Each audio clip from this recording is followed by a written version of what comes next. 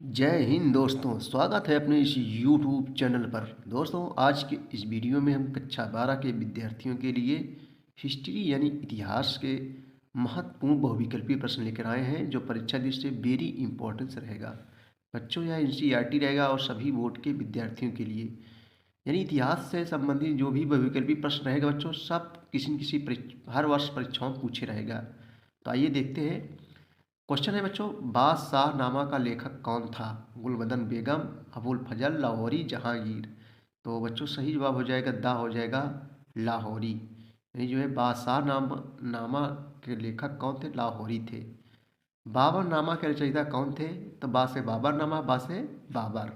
सही जवाब ये हो जाएगा। देखो, ये भी पूछा गया है। बाबर का मकबरा कहाँ है बच्चों? मकबरा मीन्स होता है कब्रस्तान। ये जो है काबुल में है। काबुल आज समझ लो बच्चों, ये अफगानिस्तान की राजधानी है काबुल, यही है। अगला क्वेश्चन हम लोग देखेंगे। देखो, ये सब क्वेश्चन भी पूछे गए बच्चों। औरंगजेब ने जजिया कर पुनः कब शुरू किया था? तो औरंगजेब ने जजिया कर पुनः जो है 1679 ईस्वी में। सही जवाब जो है सा हो जाएगा, 1679 ईस्वी में शुरू किया था। हुमायूं गद्दी पर कब बैठा? तो हुमायूं जो है 1530 ईस्वी में गद्दी पर बैठा था। कब बैठा था बच्चों? 1530 ईस्वी में। अकबर ने गुजरात पर विजय कब प्राप्त की थी? तो अकबर ने गुजरात पर विजय जो है 1572 ईस्वी में प्राप्त की थी। शालीमार बाग कहाँ स्थित है? तो कश्मीर में स्थित है। यानी मार, देखो यहाँ शाली मार, मार यानी लड़ाई झगड़ा मारपीट कहाँ ज़्यादा होती है बच्चों? कश्मीर में। मुगल वंश का प्रथम शासक कौन था? कई वर्षों परीक्षाओं में पूछा जा रहा है। मुगल वंश का जो प्रथम शासक था वो था बाबर। कौन था बच्चों? बाबर। अकबर का मकबरा कहाँ स्थित है? तो अकबर का मकबरा सिकंदरा में स्थित है। सही जवाब इसका जो है क्या हो जाएगा? दा हो जाएगा बच्चों। ये सही जवाब सिकंदरा हो जाएगा। सही जवाब दा हो जाएगा। अगला क्वेश्चन है, मयूर सिंहासन बनवाया था किसने? तो मयूर सिंहासन जो है शाहजहां ने बनवाया था बच्चों। बच्चों, ये चैप्टर का नाम है शासक और विभिन्न इतिवृत्ति। समझ रहे हो? ये सास और सेवन चैप्टर नंबर 7 रहेगा। मयूर सिंहासन किसने बनवाया था? शाहजहां ने बनवाया था। अगला क्वेश्चन देखो, सब पूछे गए हैं। आईने अकबरी की रचना किसने की थी? तो आईने अकबरी की रचना जो है गुल गुल अबुल फजल ने की थी। आ से आईने और आ से अबुल फजल ने की थी। समझ रहे हो? रज्जम नामा यानी युद्धों की किताब फारसी अनुवाद किसने किया था? तो फारसी अनुवाद है। तो ये जो है महाभारत का। सही जवाब बच्चों यहाँ जो है सा हो जाएगा। ये रज्जम नामा युद्धों की किताब फारसी अनुवाद किसका है? महाभारत। बाबर की मृत्यु कब हुई थी? तो बाबर की मृत्यु जो है 1530 ईस्वी में हुई थी। बाबर जो मृत्यु हुई थी बच्चों 1530 ईस्वी में हुई थी। अगला क्वेश्चन है, चंदेरी का युद्ध कब हुआ था? तो 1528 ईस्वी में। चंदेरी का युद्ध जो है 1528 ईस्वी में। हुमायूं नामा के रचयिता कौन है? तो हुमायूं नामा के रचयिता बच्चों गुलबदन बेगम है। देखो बच्चों, ये सब भी परीक्षाओं में क्वेश्चन पूछे गए हैं। पानीपत का तृतीय युद्ध कब लड़ा गया था? तो पानीपत का तृतीय युद्ध 1761 ईस्वी में लड़ा गया था। अगला क्वेश्चन है, बक्सर का युद्ध कब हुआ था? तो बक्सर का युद्ध बच्चों 1764 ईस्वी में हुआ था। अंग्रेजों के बीच, अंग्रेजों की तरफ से हेक्टर मुनरो था और भारतीयों के बीच बक्सर का युद्ध लड़ा गया था। बक्सर कहाँ है? बिहार में है। समझ रहे हो? इसमें जिसमें अंग्रेजों की विजय हुई थी। बंगाल में इस्तमरारी बंदोबस्त यानी अस्थायी बंदोबस्त का प्रारंभ किसने किया था? तो लॉर्ड कॉर्नवालिस ने जो है किया था। बुकानन कौन था? तो बुकानन बुकानन कौन था बच्चों? बुकानन एक जो है चिकित्सक था। सही जवाब इसका जो है यहाँ दा हो जाएगा। अगला क्वेश्चन देखेंगे। व्यापक यानी राज्य अपहरण नीति का संबंध किससे है? ये बच्चों जो है लॉर्ड डलहौजी, यानी लॉर्ड डलहौजी ने ही शुरू किया था। 1857 क्रांति की असफलता के लिए कौन सा कारण उत्तरदायी थे? संगठन व योजना की कमी, विद्रोह का संगठित स्वरूप, सैन्य संसाधनों कमी, उपयुक्त सभी। बच्चों यहाँ उपयुक्त सभी हो जाएगा। यानी संगठन व योजना कमी भी थी, विद्रोह का संगठित स्वरूप था, सैन्य संसाधनों की कमी थी। ब्रिटिश साम्राज्य में कुशासन के आधार पर अवध को कब मिलाया गया था? तो 1801 ईस्वी में। राज हड़प नीति यानी गोद निषेध की नीति का संबंध किससे है?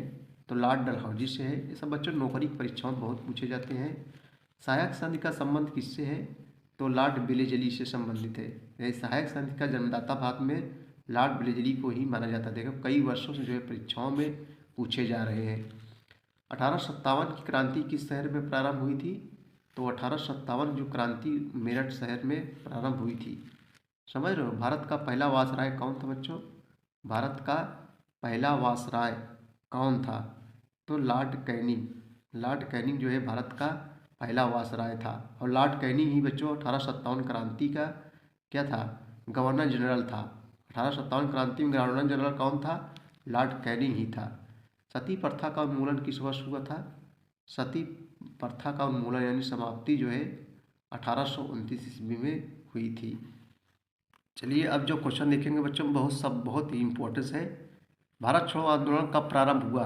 भारत छोड़ो आंदोलन अगस्त 1942 ईस्वी में। यहाँ सही जवाब जो है चारों ऑप्शन में पहला हो जाएगा, अगस्त 1942 ईस्वी में। दांडी यात्रा कब प्रारंभ हुई? दांडी यात्रा जो है कब प्रारंभ हुई? 12 मार्च 1930 ईस्वी को दांडी यात्रा प्रारंभ हुई थी। गांधी जी ने शुरू किया था। ये नमक से संबंधित है बच्चों। महात्मा गांधी ने किस गोलमेज सम्मेलन में भाग लिया? तो महात्मा गांधी जी ने जो है द्वितीय गोलमेज सम्मेलन में भाग लिया था। गांधी जी दक्षिण अफ्रीका से भारत किस वर्ष लौटे? 1915 ईस्वी में। गांधी जी जो है दक्षिण अफ्रीका में किसी मुकदमे की पैरवी के लिए गए थे और 1915 में जो है लौट कर आए थे जो है। महात्मा गांधी ने असहयोग आंदोलन कब प्रारंभ किया? देखो कई वर्षों से परीक्षाओं पूछा जा रहा है। 1920 ईस्वी में महात्मा गांधी जी ने असहयोग आंदोलन 1920 ईस्वी में प्रारंभ किया।